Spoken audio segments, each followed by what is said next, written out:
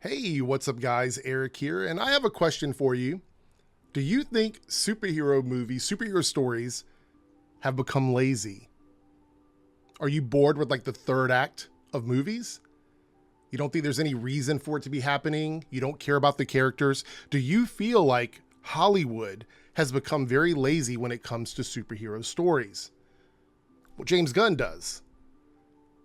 Anyway, this was taken from the Michael Rosenbaum Inside of You podcast. It's a great podcast.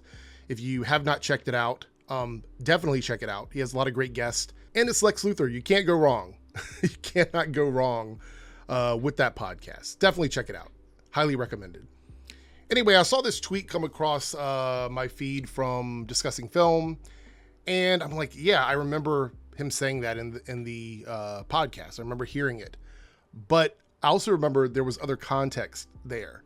So he did say it. This is a real quote. But there was some other context set. And a lot of people are calling James a hypocrite here because of stuff he said about The Flash, some of his own movies, particularly The Suicide Squad, that a lot of people are saying, well, The Suicide Squad had a very bombastic third act. Did we care about the characters? I think that's really what it comes down to.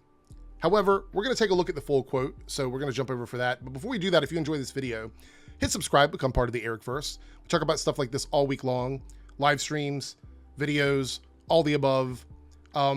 Give me a subscribe, hit the thumbs up for me, and leave a comment down below. All right, so over here it says, as The Flash sinks his DCU ship, James Gunn's subtle but bloody jab at Marvel goes viral, gotten really lazy with their superhero stories. First of all, I want to say this.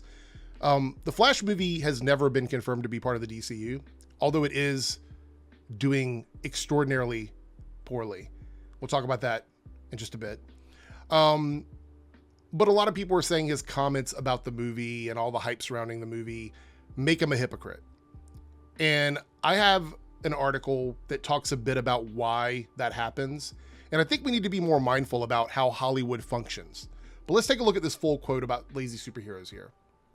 It says here, I think that's what happened is people have gotten really lazy with their superhero stories. And they've gotten to this place where, oh, it's a superhero, let's make a movie about it. And then, oh, let's make a sequel because the first one did pretty well. And they aren't thinking about why is the story special? What makes this story stand apart from other stories? What is the story at the heart of it all? Why is this character important? What makes this story different that fills a need for people to go to theaters to see or on television?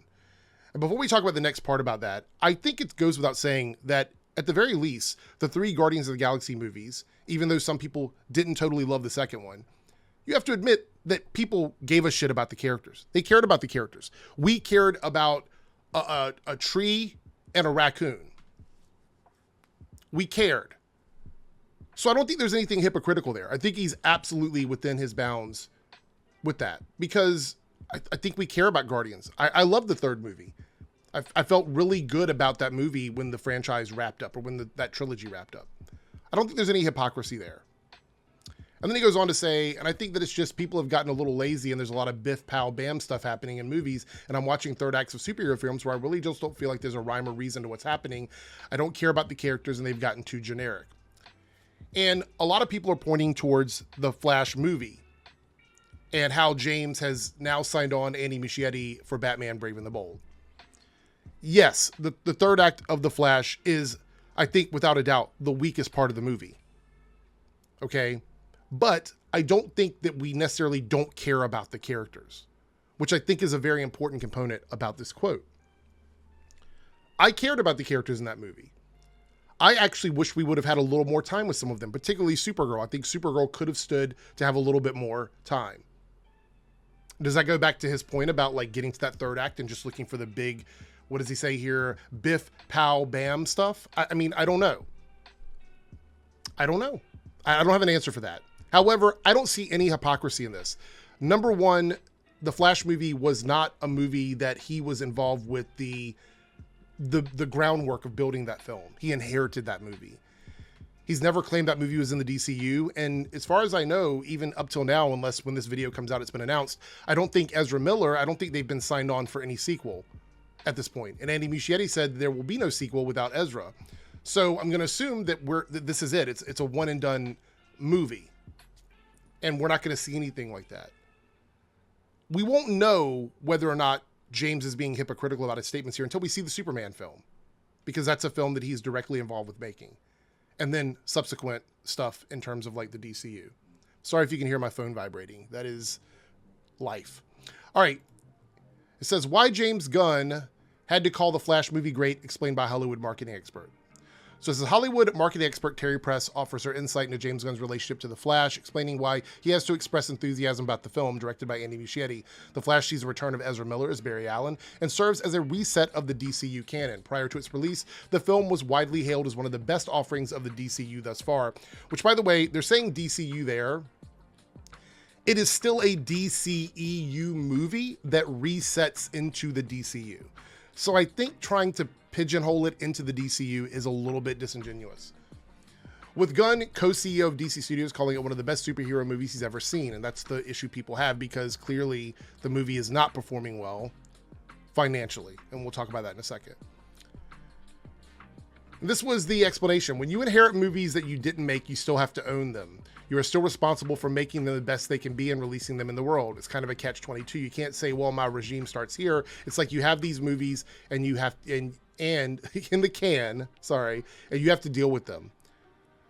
And there's nothing wrong with that. Yes, so James Gunn inherited this movie. He has to put the movie out. Clearly, he wants to give the movie the best opportunity to do well for the studio, as well as hopefully doing well with the fans.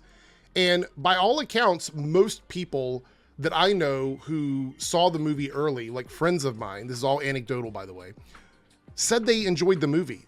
They really liked the movie, but they did admit the movie had shortcomings. I think critics have been a little bit harsher. And then there's, of course, people that didn't want to see it based on various reasons. One of them being Ezra Miller, one of them being the reset of the DCU, one of them like not including Zack Snyder's elements in it with Henry Cavill and basically giving us another Kryptonian. Some people that did not want to see Ben Affleck be erased from reality. Most people thought Michael Keaton was a good selling point for the movie, probably the biggest selling point for the movie. But James Gunn still inherited that. And look, let's not mince words here. This movie is a failure. I don't see this movie even making, probably not even 400 million. We're still gonna have to see if it makes 300 million at the actual box office. I mean, on digital sales and stuff, it might be able to get over that, but I don't think it's gonna happen in the box office. Maybe it will. But this past weekend, it was beaten out by a R-rated comedy and other movies that were there before this movie even came out. Now we have Indiana Jones coming out, which, like, win or lose, that movie's going to pull eyes away from The Flash as well. So it's a bad situation. Okay, no doubt about it. However, getting back to this, I don't think James Gunn is necessarily responsible for the quality of The Flash, and I also don't think his comments are hypocritical. But I don't know if lazy is the word I would have used. That's his description. He says lazy. Maybe it is lazy. I don't have a better way to say it, I guess, but I don't know if I would have even said it at all, to be quite honest. But he did so very candidly on the Michael Rosenbaum podcast. So here we are, and that's what we got. All right, let me know what you thought about this in the comments below. Do you agree or disagree with anything that James Gunn said here, or do you think it's hypocritical for him to call Hollywood movies lazy, considering the position he's in? Do you think it's a fair assessment? What do you think about him and his promotion of The Flash? Does that make him a hypocrite, not a hypocrite, and his involvement with other films like Guardians of the Galaxy and The Suicide Squad? I want to know all that and more down below in the comment section. Leave a like on this video, and don't forget to subscribe to become part of the Airrickverse, where we talk about this every single week. Thanks again, guys, and I'll see you in the next video.